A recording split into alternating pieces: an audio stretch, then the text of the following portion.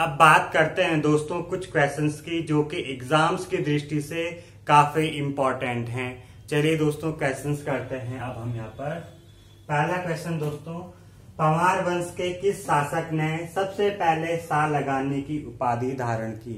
अर्थात पंवार वंश का ऐसा पहला शासक कौन था जिसने सा लगाने की प्रथा शुरू की? तो वो थे आपके राजा बलभद्र शाह।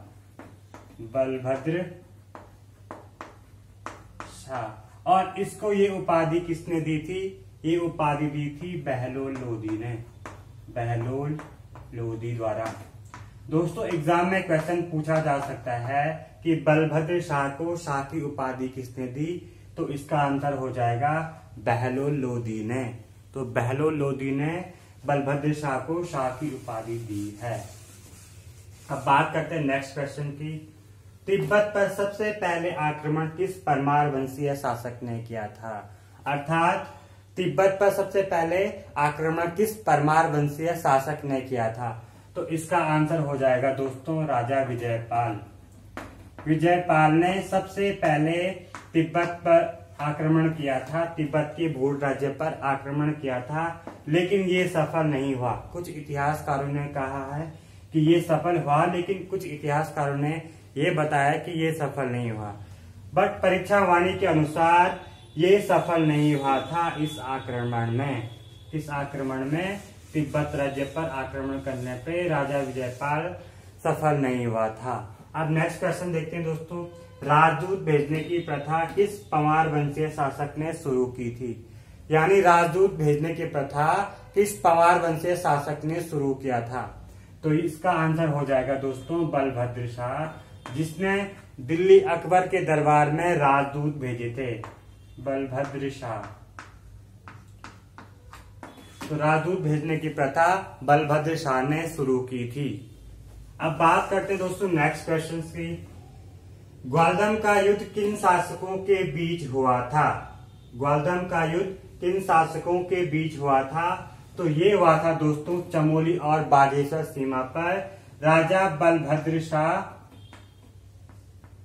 और कुमाऊं के राजा रुद्रचंद के बीच। अर्थात ग्वालदम का युद्ध चमोली बागेश्वर सीमा पर बलभद्र शाह एवं रुद्रचंद के बीच हुआ था, जिसमें बलभद्र शाह का साथ किसने दिया था? कत्यूरी राजा सुकालदेव ने बलभद्र शाह का साथ दिया था ग्वालदम के युद्ध में। नेक्स्ट क्वेश्चन की ओर बढ़ते हैं दोस्तों। तिब्बत पर सबसे पहले सफल आक्रमण किसने किया? अभी हमने पहला क्वेश्चन पढ़ा था तिब्बत पर सबसे पहले आक्रमण किसने किया, और अब का क्वेश्चन है कि तिब्बत पर सबसे पहले सफल आक्रमण किसने किया? तो ये किया था दोस्तों आपके राजा मानसा ने। राजा मानसा ने तिब्बत पर सबसे पहले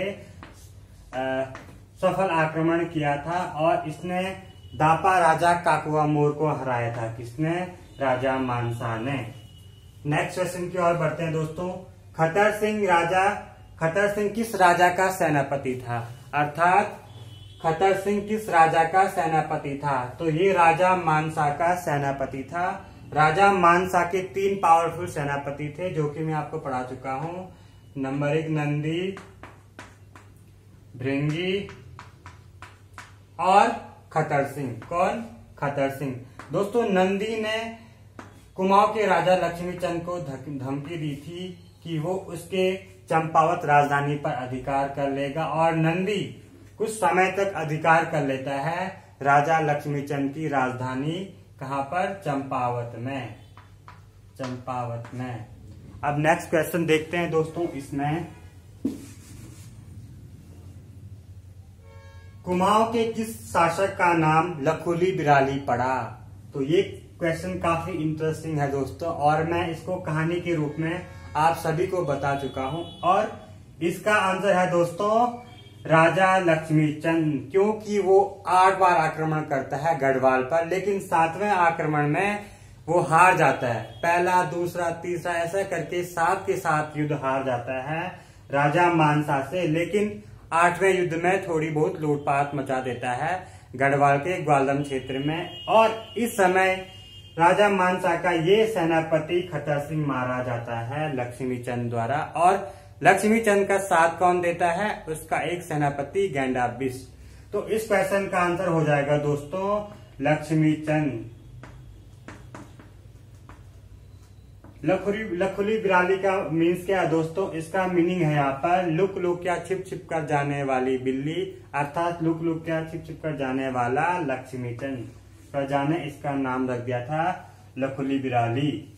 अब नेक्स्ट क्वेश्चन देखते हैं दोस्तों। इसमें राजा मानसा के दरबार में राज कवि कौन थे? तो ये क्वेश्चन हम मैक्सिमम टाइम डिस्कस कर चुके हैं कि राजा मानसा के दरबार में राज कवि कवि भरत थे। कौन थे? कवि भरत, जिन्होंने एक पुस्तक लिखी है मानवोदय काव्य। 1000 बार पढ़ा चुका हूं दोस्तों मैं आपको। मानवोदय काव्य किसने लिखी है? कवि भरत ने मानवोदय काव्य लिखी है, जिसमें इन्होंने परमार वंश के कई शासकों का वर्णन किया है मानवोदय काव्य में। नेक्स्ट क्वेश्चन देखते हैं दोस्तों। गढ़वाल का मोहम्मद बिन तुगलक किस शासक को कहा जाता है? यानी गढ़वाल का मोहम्मद बिन तुगलक किस शासक को कहा गया? तो ये कहा गया था दोस्तों राजा श्याम शाह को। राजा श्याम शाह को, जो कि पुत्र था राजा मानसा का। क्योंकि इसको क्यों कहा गया मोहम्मद बिन तुगलक? क्योंकि मोहम्मद बिन तुगलक तुगलक वंश का एक शासक था और यह रक्त पिपासु, स्वप्नशील और सन की शासक था। सेम उसी प्रकार राजा श्याम शाह को भी घमंडी और स्वेच्छाचारी और सन की शासक बताया गया राजा श्याम शाह को। इसीलिए इसकी तुलना मोहम्मद बिन तुगलक से की गई। अब नेक्स्ट क्वेश्चन देखते हैं दोस्तों। किस चंद्रवंशीय राजा ने गढ़वाल में सबसे पहले शरण ली? अर्थात चंद्रवंश का ऐसा पहला शासक जिसने गढ़वाल में सबसे पहले शरण ली। तो ये कौन थे आपके? ये थे दोस्तों त्रिमल चंद। त्रिमल चंद। जब कुमाऊं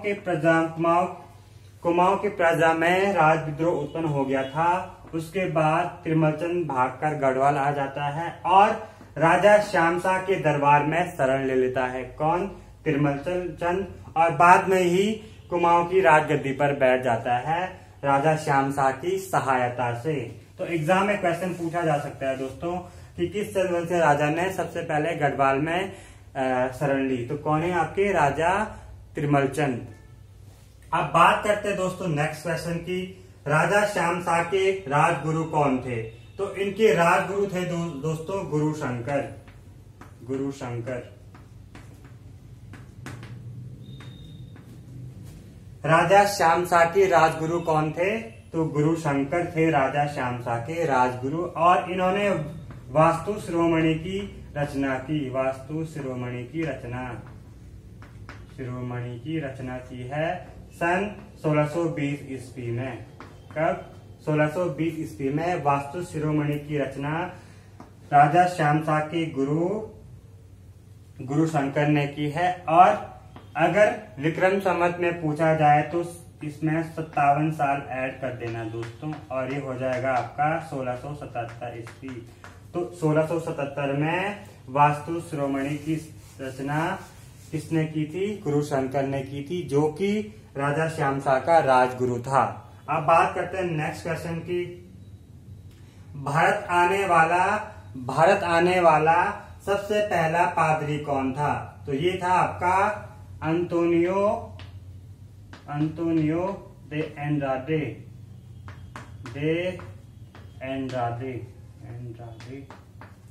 तो ये सबसे पहले भारत आया था अंतोनियो दे एंड्राडे, जो कि 1624 ईस्वी के आसपास